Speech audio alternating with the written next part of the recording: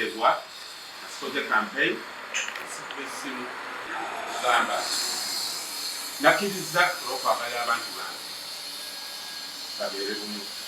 Kitabadde kyangu kumma kiddala kukkiriza naye nga nalabye nga nina okukkiriza okusinziira ne mu constitution ya Uganda Muslim Council senga omukulembeze abaddeko avuddewo ituyitewe yadda ekifo ekyo lwampaka nabo badde tebalina option ddala kujjako nga baba basaze okumenya constitution ate nga bonna mbagabadiwa ekitiibwa.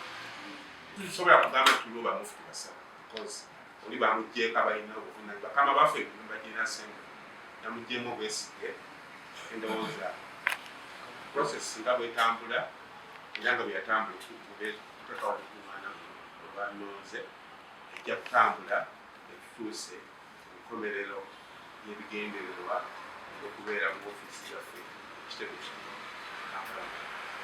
Era nga Ssemmambo bwenneemanyi siina mbereerezi n'abasiraamu bonna mu ggwanga ekyo nziramu kakakasa nti ebintu byammwe bijja kusigala nga biri set era tewali buzibu bwonna ejja kubaawo naddala nga ina assembly yateekawo property trust ebintu ekyo kirabika nti byanyogeddwa eddagala kuba bakama baffe aba ina assembly inshallah.